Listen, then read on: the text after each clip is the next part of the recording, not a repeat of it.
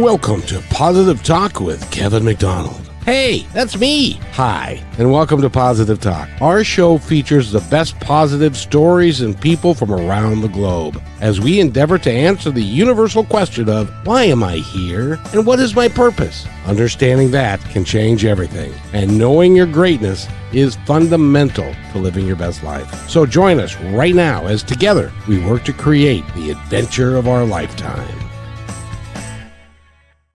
Holy Moses. I mean to tell you, if you want to create the adventure of a lifetime, this is the show for you. Rochelle, how are you today?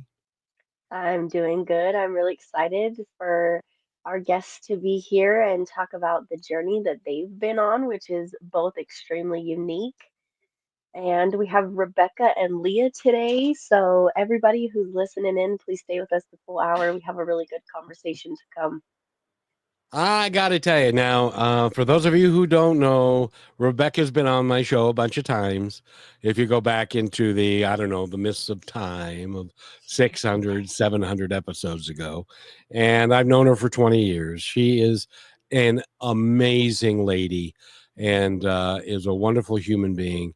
And she also, and this is relatively new, she also has become a coach. And so if you want to talk with her and work with her, which by the way, I highly recommend, you can do that if you can catch her because she goes all over the place. So Rebecca and Leah, welcome to the show. How are you two?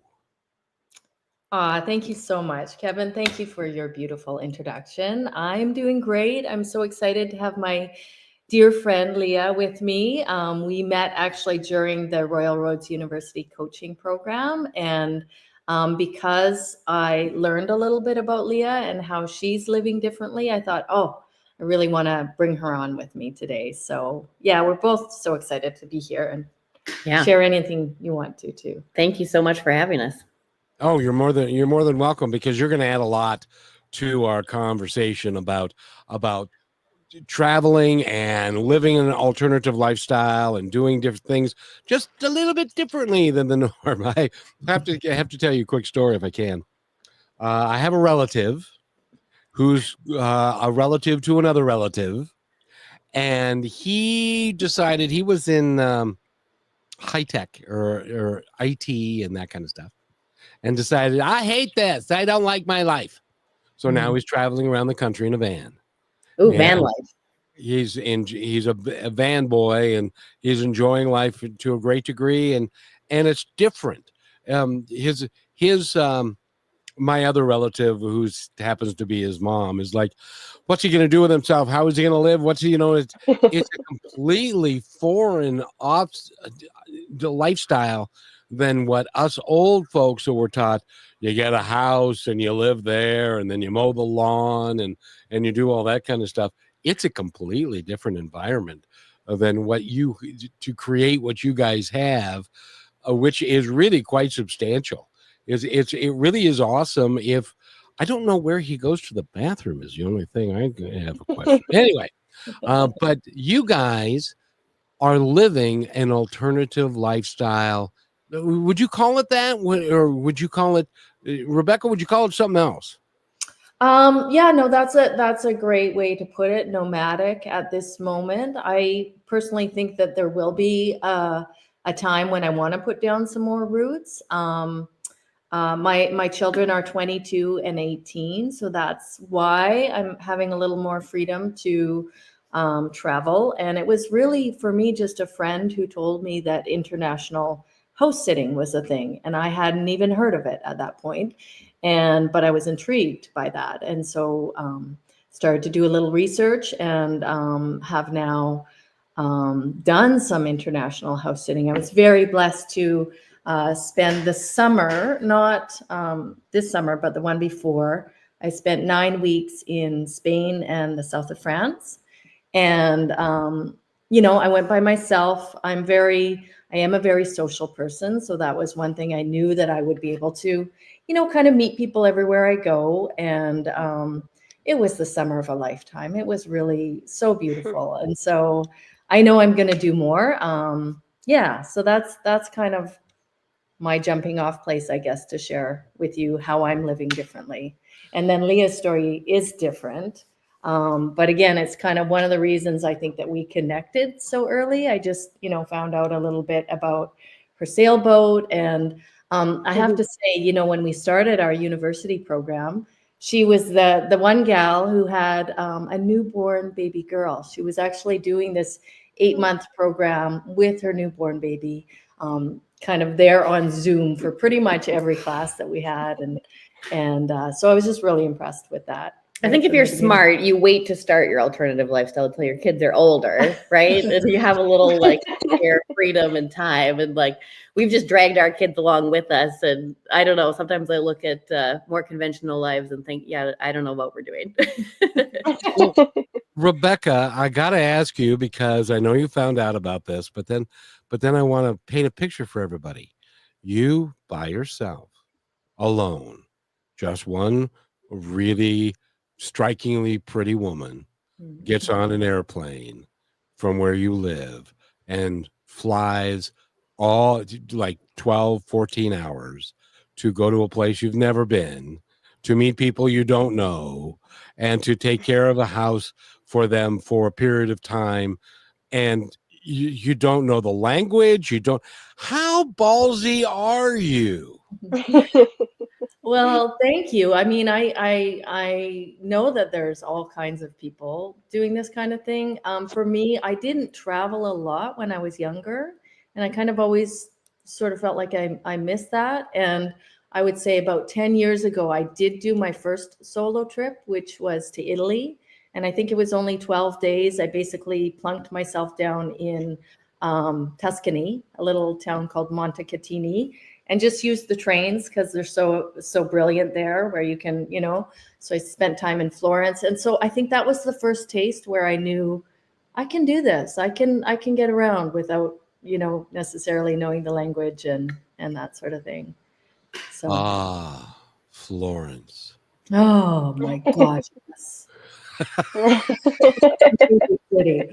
So amazing, the art and the food, of course, and yeah.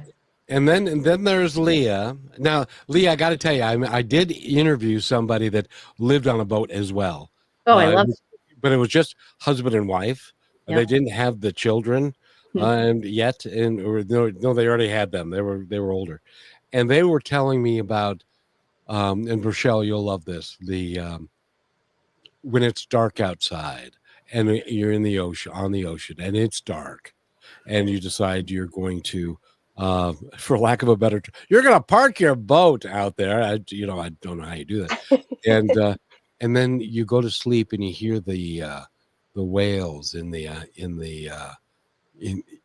ocean, and the other sights and the sounds and the water lapping against that would be just scarier than hell. Yeah, that's funny. Yeah, I mean, I describe it as the highest highs and the lowest lows. Sailing is 95% boredom interrupted by 5% sheer terror. There's lots of these little truisms that are very, very true about sailing. There is no stopping at night. So when you're sailing, you're taking turns, you're on shifts, which is actually really good preparation for having a newborn and never sleeping. You get really used to that. But it is when you're out there and you're sailing overnight, you feel like the galaxy, the universe is right there. And you see the stars and the Milky Way, and you're in tune with nature in a way that is just honestly indescribable. And it's hearing whales, it's seeing dolphins with glows of phosphorescence shooting through the water. It's things that you can't capture on camera, but they're just memories that burn in your brain forever. So it's a pretty wonderful lifestyle that is definitely not for everyone. Oh, I don't know. Rochelle, would you like to do that? I would try it. I'm willing to try anything once. I think that sounds magical to a point of words cannot explain. Just to become one with everything. And I always think of the movie Life of Pi. I don't know if either of you have seen that. That movie made me feel a different way about just the ocean and kind of the reality of how beautifully terrifying it actually is. and just getting through it. Having kids alone on a sailboat is a whole nother game, though. Yeah, it's I mean, it's funny because I think Kevin, you mentioned the word alternative lifestyle, and I'm okay with that, but I think I prefer the term intentional. And I think it's, for me, it's all about living intentionally, being awake to the choices that we're making and not just letting life happen to us, not letting life slip by, really trying to hold on to it as much as we can and fill up our memory books, as full as we possibly can. And I think that's, as Rebecca mentioned, that was what, we first kind of realized we had in common, was this desire to do things a little bit differently, and not necessarily better or worse, just our own kind of brand of living intentionally. Which a lot of people would say, that's crazy talk right there. Yeah. And when you're on the boat, how do you have service, and how do you connect with other people depending on where you're at? Yeah, honestly, that has changed dramatically in the last 5 years, especially. So we first bought our sailboat in 2011, and in 2011 it was like a cell phone with a SIM card and praying for a signal to connect. And I was working remotely, so it was also like internet cafes and coffee shops, and since then, with the dawn of Starlink, you now can have internet in your van, like your cousin or family member there, Kevin, probably has Starlink, or in the middle of the ocean. So for better or for worse, Wow. you can be streaming Netflix while you're sailing across the Atlantic. And I think there's some loss of magic, that comes with that, but there's also a whole lot of life ease that comes with being able to stay connected from anywhere. I got to ask you, when you're watching Netflix, did you ever see Jaws? Honestly, I avoided Jaws. I'm already a little bit afraid of sharks, so I don't need any additional input there. Yeah. I wouldn't go swimming in a pool after that, watching that movie for a while. Exactly. But it's great fun. That I can't imagine having two children on a 36-foot boat. Yeah, our first boat was 33 feet, and now we have a 42-foot sailboat. I think the funny thing is, you just don't know any better, right? I didn't know what it would be like to have a baby. For me, the only way I knew was what we experienced on the boat. We came home from the hospital with this little bundle, and in some ways it was easier, right? We didn't need a changing table. We didn't need a high chair. We didn't need a crib. There's no space for furniture on a 33-foot sailboat, let me tell you. So you get very used to hiding from the baby while he's napping, and washing laundry by hand, because there's no easy way to do laundry on the boat. But it also has meant that we've grown up incredibly close. We've learned how to get along really well with each other. You can't let arguments stew when there's literally nowhere to escape to. And it's enabled us to make different choices by having a more elastic spending life. Means my husband was able to stay home, be primary caregiver for the first 5 years of our son's life, and we've been able to travel and just do a lot of things that wouldn't have been possible otherwise. So trade-offs there for sure, but yeah, it's given us a lot of memories. Oh, I can't. Rochelle, you're a bit of a hothead from time to time. Can you imagine being on a 33-foot boat with somebody that you're mad at? I would jump off the boat. I wouldn't even have it in my mind to think about anything else. I'd be like, you know what? Or maybe push them. That might be better. Watch them calm down really fast. And I'd have to say, I'd probably be more scared of a whale in the water than a shark, for sure. Yeah. They're crazy. But yeah, that would definitely be challenging for me. I'd have to make something that was tied up, and it was a swing, so I was just up in the sky away from everything, or a specific little boat for me to just travel off by myself while I calm down. So I got to ask you, with diapers and stuff, when the baby needs to be changed, do you just dip it in the ocean and stuff? I wish it was that simple, Kevin. No, garbage is a real thing you have to deal with. So it's, when you live a self-contained life, it's where does your water come from? Where does your fuel and food come from? Where does your power come from? And then what do you do with the garbage and the output of all these things? And it's a constant thing you're always paying attention to, like, where's our next fill up going to come from, and where can we responsibly get rid of our garbage, and how do we also just reduce our impact as we go along the way. So a lot of sailors are very environmentally minded, I think, partly from being so close to nature, right? The more you're outside and feeling the impacts, it's hard to not care about the impact you're having as well. Well, as you know, there is garbage, and then there is soiled diaper garbage. Fair, totally fair. Those are two wholly different categories. Mhm. So, They are.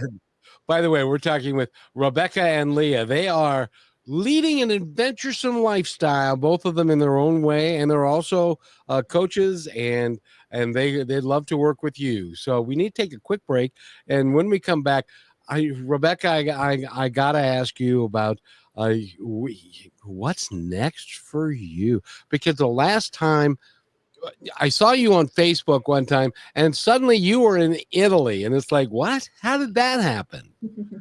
We'll talk more about that when we come back. So stay with us, everybody.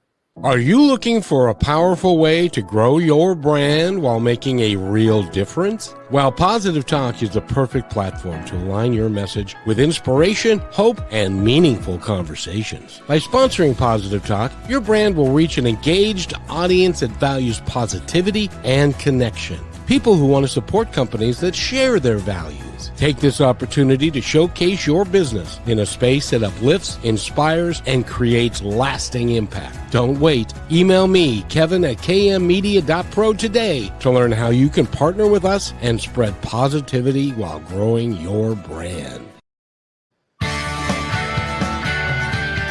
And welcome back to Positive Talk with Kevin McDonald. Rochelle's right there, and she and I are interviewing Rebecca and Leah. And by the way, if you have a comment, if you've got a question, if you want to know how you live on a boat or how you go from here to Italy to south of Spain and all that kind of stuff, you can put a question in the chat, in the comments, and we will ask these fine young ladies about that.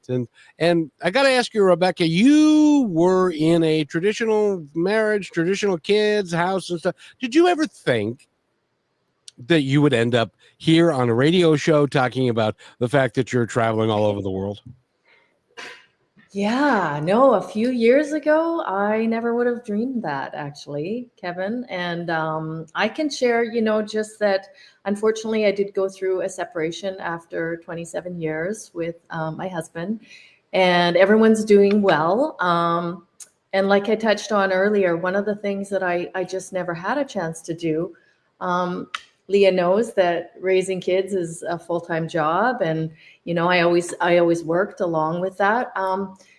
And I just didn't travel a lot, but it always called to me. I just know that there's so much to see out there. There are so many different cultures and beautiful people, and so much to see. And it's the thing that really does excite me. So yeah, I'm wondering, Kevin, would it be helpful, because sometimes people just want to know, well, how are you doing that? Like, how did you get connected to the international house sitting? Would that be helpful to share that? Yeah, that would be great, because there are people that are going to write this down. Yeah. Like I said, it was a friend of mine who mentioned it to me, and like I said, I hadn't even heard of such a thing, but went to just do a little research. It's very available online. I would say probably the biggest site that you'll find is called Trusted House Sitters. And so it's a place where people connect, where, there's people who are leaving their home and their kitty cat or their puppy dog at home, and they want someone to come in and take care of their home.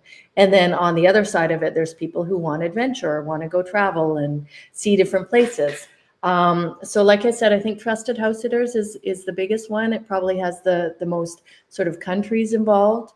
And when I went to look, I stumbled upon another one called Nomador. So like nomad, Nomador, for whatever reason, I just like that name, and I got connected on that one.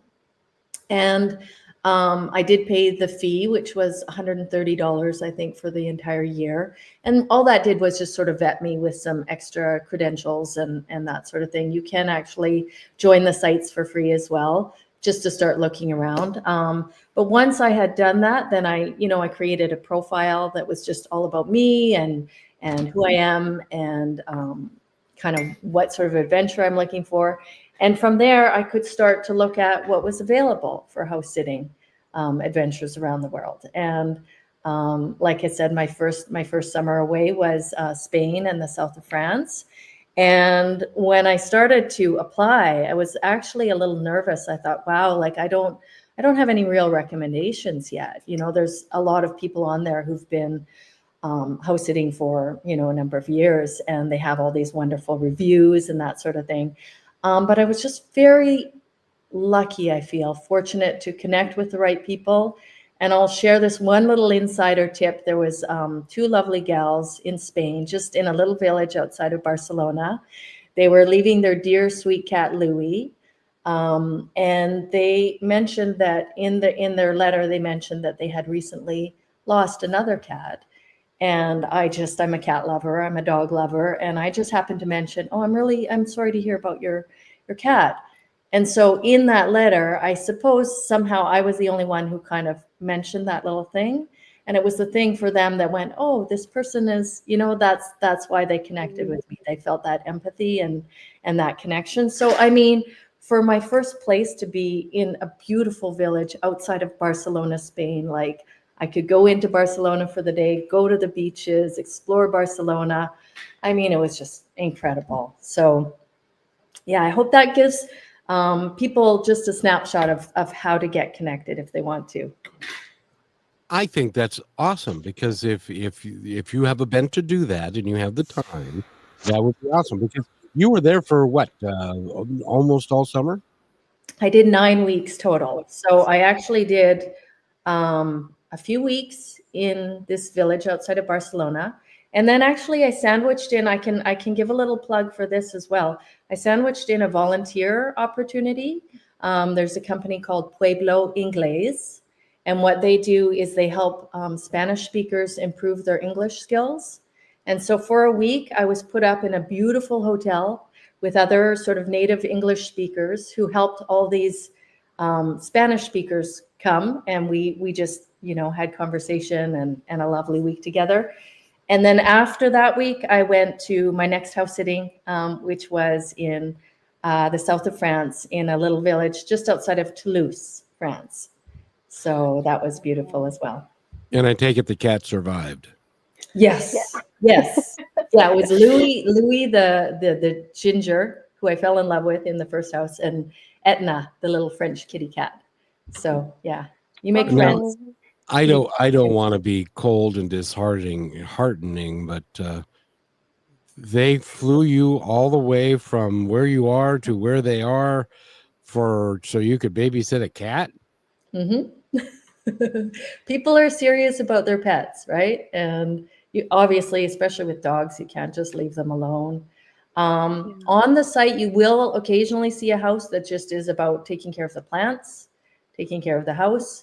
But most houses come with a dog or a cat or more. Actually, that leads me. I can share where I am going next when you want to go there. Oh, do tell. I think Michelle's going to end up in your luggage if you're not careful. Yes. Well, again, I started every time I get onto my neighbourhood site, I have to say I get really excited and just seeing what's available. I mean, Portugal, there's places in Asia, there's places in South America. Like, it's all just exciting to think about where I can go next. But my summer, my daughter, who's now 18, is going to be on a summer break for 4 months. She's in her first year of university. And she has shared with me that she would like some, real time with me this summer. So I saw this one, and it's in France, and it's in a beautiful restored farmhouse in the countryside, close to a castle. And here's the amazing part. It's 45 minutes from Paris by train or bus. So I applied. I think I was luckily one of the first people to apply for this one. I actually got an offer quite quickly. And so I brought it up with my daughter, like really praying that she would be on board for this. And I'll be honest, the first couple of days, she wasn't so sure. She just like, this was a big leap of faith for her. Long story short, she's come around. We're going to France. And Yay. what I was going to share, there's a kitty cat there, a Grammy kitty who's 20 years old, apparently, and adorable. And then of all things, we are taking care of a tortoise.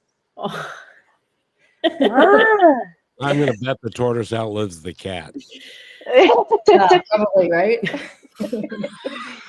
That is phenomenal. I got it. Well, you both of you ladies are a little bit older than Rochelle. I would like to, because there are other people in our audience that would like to talk about living this kind of a lifestyle.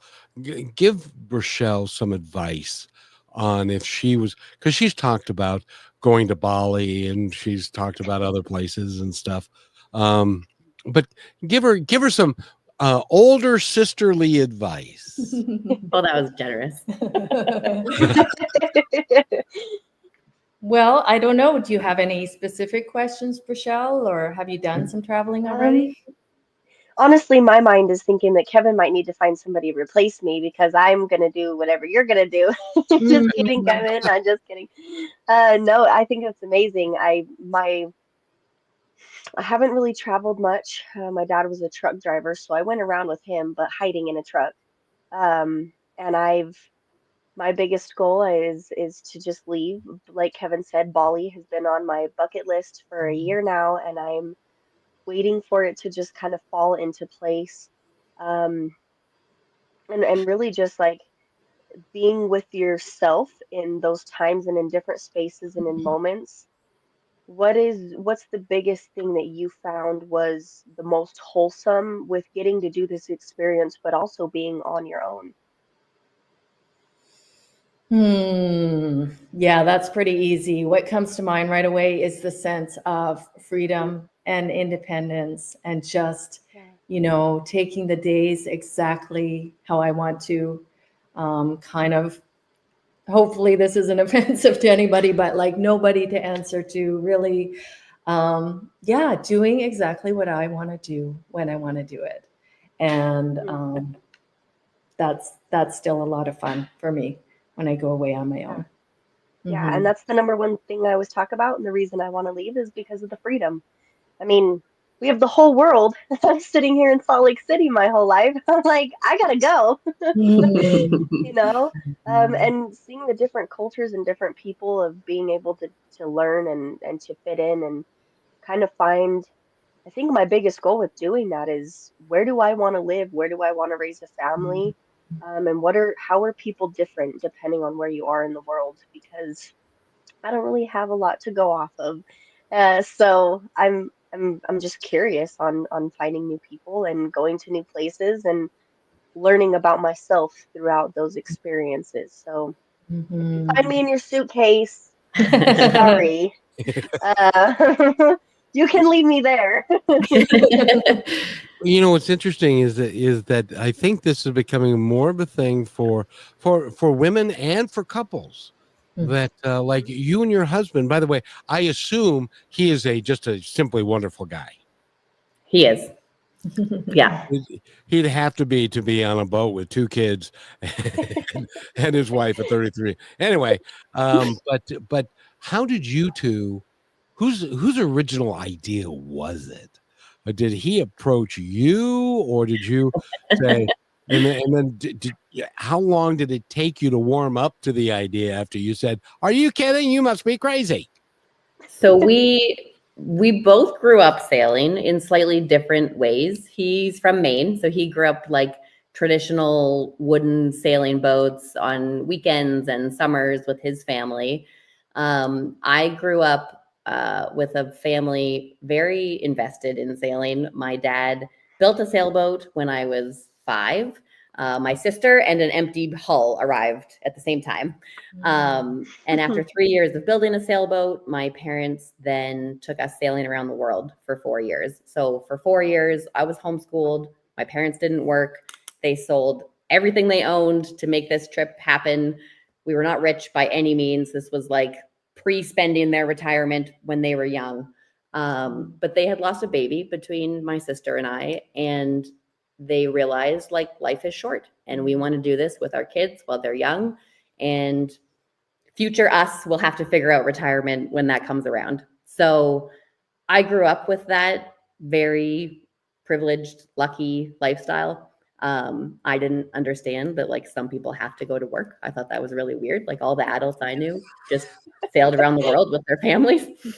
And so when I met Jonathan, the first thing I noticed was I was like, oh, I don't know, this is like some funny East Coast American guy. He's not really my type. But then he started talking about boats, and it was like, oh God, here we go. So I had always wanted to have a boat of my own, having grown up with this lifestyle. And because Jonathan was American, I was Canadian, East Coast, West Coast, we were like, how do we make this work? We're not married yet. We don't really know if this is going to work. So the first thing we did was we borrowed my parents' sailboat, and we spent a month sailing around Vancouver Island, which is a pretty big island off the coast up here. And we figured like, okay, after 30 days, full-time, 24/7 together, doing something really outside our comfort zones, we'll kind of know, right? Like we'll have a sense of, is this a relationship we want to pursue, and is boating our thing? That went super well. It rained like 26 out of 30 days, was the wettest month I've ever had in my entire life. But we just had the best time, and like stuff went wrong. The boat broke down. We had bad weather and storms and all these issues, but we had the beginnings of seeing like, oh, we can be a really good team. So actually in our wedding, my dad said, John can fix anything. And that's really good because Leah can break just about anything. And that's kind of like, that's us. We are yin and yang. We are opposites in all ways. So it's a match made in heaven. Yeah, exactly. We need to take a real quick break. And by the way, you two are just lovely, and you're lovely together.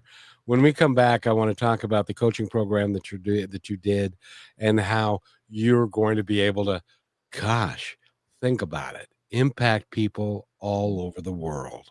We will be right back. You're listening to Brushwood Media Network, the best in syndicated talk, news, and entertainment shows. As you go about your daily life, look closer. As you gather with family and friends who love and support you, look closer. There are youth right in your community who don't have the home, warmth, and healing you have. So look closer. Every year across America, a staggering 4.2 million youth are homeless or trafficked. And for 50 years, Covenant House has worked relentlessly to keep them safe and protected. Tonight, 2,000 young people will sleep safely in a Covenant House bed. And tomorrow, they will wake up surrounded by love. They get clean clothes, hot meals, medical care, and a safe place to sleep. 24 hours a day, 7 days a week. In sites across America to help them fulfill the great promise of their lives. So look closer at Covenant House. To help or get help, go to covenanthouse.org. And welcome back to Positive Talk with Burchelle and me, Kevin McDonald, and Rebecca and Leah are here. And I got to tell you, it's you guys make my heart warm because you're so loving and giving. And I know I've known Rebecca for 20 something years, and she's longer than Burchelle's been alive almost. And she is just remarkable, a remarkable human being. And you guys are leading your best lives. You recognize your greatness, and you are living the adventures of it all. 4 years around the globe. We got to talk about that a little later, but I want to touch on your coaching program. How did you guys meet and get started on that? And what type of coaching are you both working to do? Okay, so I want to start this story. Okay. Because the first time I saw Rebecca, we did a lot of this was on Zoom. She had this exact beautiful background, and it was like, very serious people doing very serious coaching schoolwork, all very, accomplished and focused. And then there's Rebecca, and we had this little break, and all of a sudden there's this magnificent woman just dancing around the room with so much joy and life and spirit. I was like, who is this woman and how do I get to know her? Because I want some of what she's got. You know, that like when Harry met Sally moment, I'm like, I'll have what she's having, right? Like something is going right in this woman's life. I need to find out more. So, I mean, Rebecca just exudes life and energy and joy. And I just am like the little barnacle here trying to suck some. She's just, as you said, Kevin, she's a wonderful woman to know and be around. Oh my goodness. Holy cow, I'm blushing. Thank you so much. And like I said, I mean, I was drawn to Leah again right away, like seeing her there with her newborn baby, doing this 8-month, very intense program. I was not dancing. Not dancing so much. Discreetly breastfeeding a lot of the time and, you know, taking care of this little beautiful life while learning and, you know, growing and going to her next level kind of thing. So yeah, we did connect early on, and I just knew she was a kindred spirit. And we actually had an adventure. We went over to Victoria together to the campus. Our program was all online, so we were getting to know people just like this. But again, she, you know, had this adventurous spirit and was like, do you want to go? Let's go see the campus. Let's go, you know, meet a couple of our instructors. And I was like, yeah. So it was, you know, an intense day with the baby and figuring it all out, but we did it, and it was wonderful. And you guys were in this 8-month program. What did you learn? What did you get out of it? What are you doing now with it? Well, so what it's called, it's Royal Roads University, which is in Victoria. It's the graduate certificate in executive coaching. So everybody who comes to this program already does have some kind of graduate degree. And so there was some younger people. I would say you were actually one of the younger people. And then lots of people in their 40s, 50s, you know, changing careers. You probably both know that coaching has become a big thing. Most organizations have some kind of coaching now. And I've had coaches personally that have really helped me in my life with different things, business coaching, life coaching. But for me, taking this course, it wasn't until I was on the other side and I got to listen and really hold space and be there for the person who was across from me that I actually really understood the value of coaching and how you can help someone. I mean, so many people really don't even have a safe, confidential space to go and really share those deeper things that are going on, where they feel stuck, where they are frustrated, where they're having, you know, relationship dynamics, could be at work, could be at home. So it's such a beautiful, safe space. And the last thing I'll say, you know, the program that we did, it's very, very well known. It's highly revered around the world. But the whole foundation of the coaching is that everybody truly has what they need inside. And so we're not consulting necessarily. We're not telling them this is exactly what you have to do. Go do A, B, and C. We're helping people like pull it out of themselves. What's their next best step kind of thing. So that's my nutshell version. Do you want to add anything to that? Yeah, no, I think that's a good description. It's you start the program and they tell you that it's going to be life-changing. You're like, oh, I've heard that before. Like, what is it? And then like 8 or 9 months later, you look back and you're like, oh wow, like, yep, they knew what they were talking about, like professionally to have the skills to be able to offer, but also personally to spend that much time doing really deep reflection and really, you know, working on your inner self in order to be able to show up for others as a space, like Rebecca mentioned, that you can, you know, truly be present with someone. When I told my husband I was thinking of signing up for this program, he's like, doesn't coaching involve like a lot of listening? Yes. What are you trying to say? And you know, oh, okay, right. Like actually having a space where someone truly listens to you is like the most underrated thing in life. And we just so rarely have that true presence and focus and opportunity. So I learned so much from the program. And I think, the benefit of making some new friends and making some new connections along the way also can't be overstated. Just getting to spend that much time with people all really committed to learning and growing and developing themselves, and then trying to share that with the world is really special. And as an adult, a little bit removed from the days of when you have to go to school, it felt like a really special opportunity to get to just be in that environment and have that chance to really soak in it by choice instead of by, you should go do this. That is just awesome. Rochelle and I met through a coach that we both had at the time.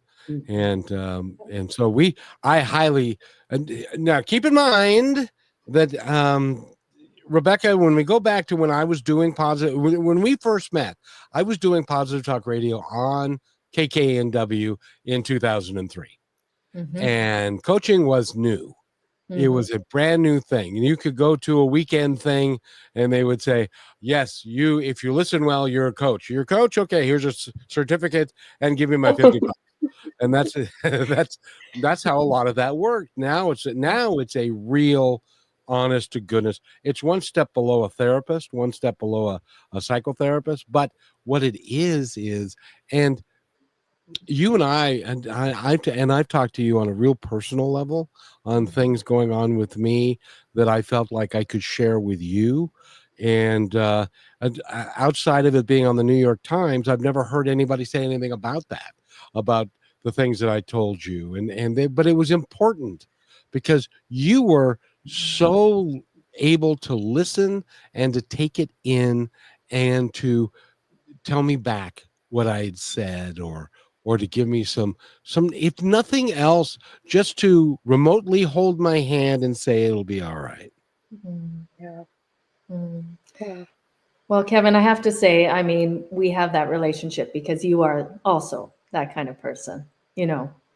I always feel when I have a phone conversation with you that you're right there with me. And that's also the reason for like the success of this show and how it's growing now. And like, congratulations on your incredible growth and where it's come since 2003. I think last time we were talking, you were saying you're now reaching over 1 million viewers or listeners a month. And just all the people who are getting access to what you share is beautiful and important. So. Well, all I am is the conduit. It is people like you, and don't you shake your head at me, young lady. I have to shake my head and roll my eyes because you do not give yourself enough of that. Like, Kevin is my favorite person. I call him when I need anything and I have nobody to turn to lean on, to listen, to be excited with. He really holds that space for people, and I'm so glad, Rebecca, that he's had you to do that with. And I'm curious, like, how is that dynamic with both of you being coaches and being able to help each other? Is it just like, does it just feel so energetically powerful when you have conversations? So now I'm wondering, are you talking about Kevin and I still, or Leah and I? Sorry. So yeah, I switched up there. I'm thinking about, because me and Kevin have this dynamic, and I'm thinking, what would it be like to also have that with someone else? And for you and Leah, you're both doing the same thing and living out the same kind of journey, and you've had things bring you together from all over the world. Like, I keep thinking, like, how powerful would it really be to have someone alongside you going through the same thing and doing the same thing, just to kind of balance each other out and to give outlook on, the different perspective, I guess. Mm-hmm. Yeah, incredibly invaluable. And we have done a fair amount of reciprocal coaching where, we get to share a little deeper of what's actually going on. And then, I mean, we're both living in the same town, which is like, 5 minutes apart. So it's, feel very blessed for that. And it's like this whole thing came to be. Rebecca and I went for a walk one beautiful afternoon, and then the sun was setting, and Rebecca said, I'm thinking about my coaching niche and who is it that I can really specialize and focus on. And she's coached me a ton and just been so helpful in my own life. And she mentioned something about, people who are thinking about living differently. And she said this just casual, living differently. And it was like lightning happened. I was like, oh yeah, Rebecca, that is so you. And like, tell me more. I want to talk about this. And I think that's kind of one of the fun things about getting to know people from the program, and especially Rebecca, is like she'll say something that just lands so well in my life as well. And it's like we now kind of speak the same language, which is really helpful for further understanding ourselves as well as continuing to work as coaches. It is remarkable because the two of you've got a synergy and you can see it. Yeah, the way you look at each other, there's nothing more fulfilling than seeing something that doesn't have any words to it. Thank you for sharing. I don't know if this is going to be over the line, but I have to share because I'm a last minute girl, and I decided to post about this talk a couple hours ago and the link so that people could join in. And it just had our picture, and I said the topic was living differently. And then I had a moment of thinking, oh boy, I better let them know it's not a new relationship. I'm still married. Yeah.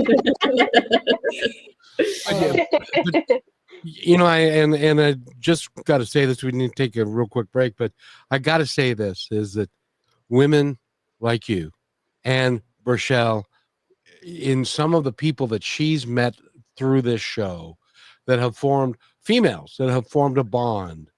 I wish that guys could do that, but we are too busy dragging our knuckles on the ground to be able to figure out how to be good to each other and to have, because that kind of, because if two guys looked at each other in a special way, they'd be going, okay, no, we're, and stuff, so I really value that women are able to do that.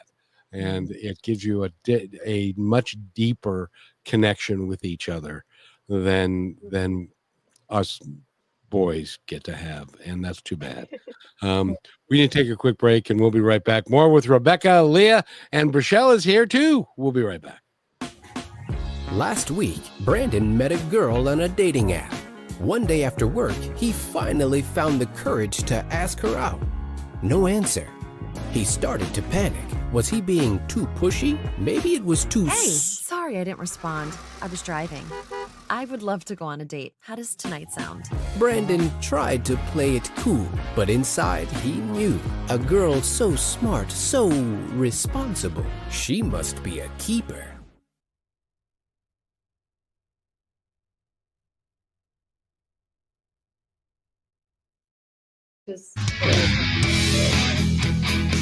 And welcome back to Positive Talk. And I got to tell you guys, Rebecca, I thought you did something, because we've had a bunch of people listening to this show as we're going along. You're a popular young lady. Do you know that? Well, I mean, I don't know what to say. Leah has a huge following on social media, and I'm sure Rochelle does too. By the way, I have to just fit this in super quick, Rochelle. I do know a beautiful young woman in her 30s now who has recently moved to Bali. She's a good friend of mine. This is one of my things. I just love connecting people. So if you want me to connect you to her, let me know. I would love that. No, I'm sorry. In the next 3 months, I might be out there with her. So, provided there's an internet really connection, cool. that's the only thing. I promise, Kevin, I will not put anything that has to do with you on the back burner. I promise. My biggest goal is to be able to go live freely and have that freedom and make new friends and connections with older people, because people my age kind of suck most of the time, and to still be able to do the work that I love, and just spread more of it everywhere. I know there will be a day where I'm going to be sitting in a house in Bali doing a show with Kevin, and I might cry that day, because the power I already feel from it I just know it's coming, and I'm being so patient. And So yes, I and would love that.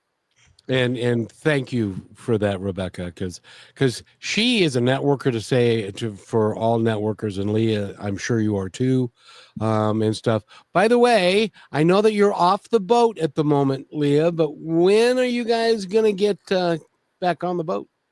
Oh gosh, we like stop making plans. We just make intentions. So our intention is really to fill our summer and weekends with as much sailing as we can. The Pacific Northwest is such an amazing backyard to have to explore by boat, with all so many hundreds of islands and anchorages and places you can really only get to by water. So we're kind of spoiled for choice at the moment.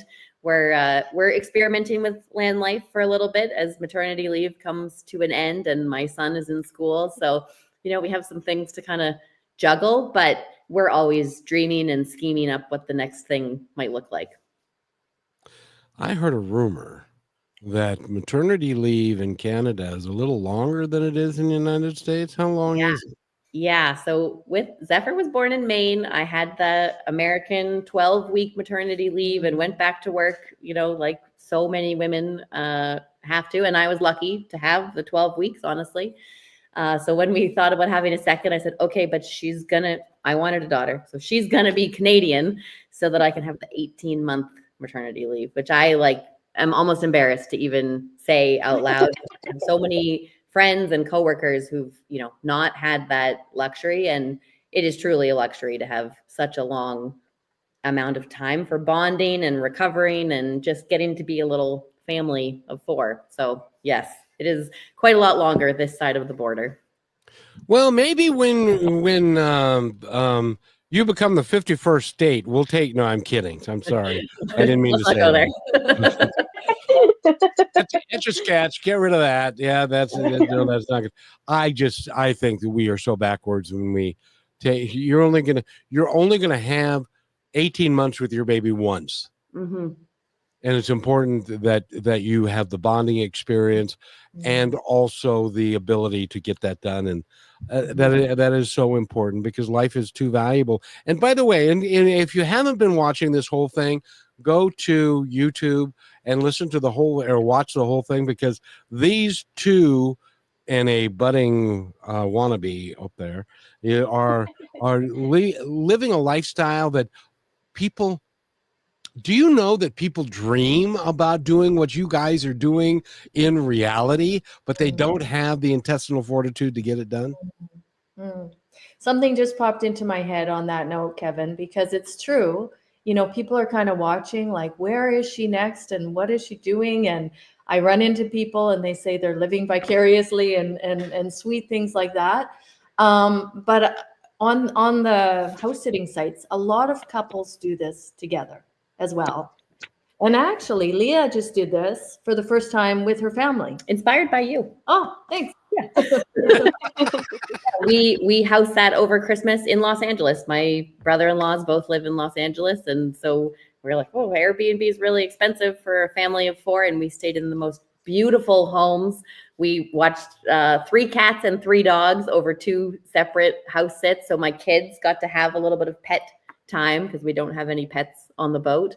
And it's totally free, right? Free for us, free for them. Such a win-win and just such a wonderful experience. I'm totally inspired by it. And I'm like, oh yeah, France. Okay, I want to look at France. What's next? Rebecca's leading the charge and I'm just trying to follow in her footsteps. So it's a great way to travel affordably and honestly to feel like you're part of a community so quickly because you're out, walking the dog or taking care of the cats and you're in someone's actual home, not in a lifeless, hostel or hotel room or trying to do it cheap.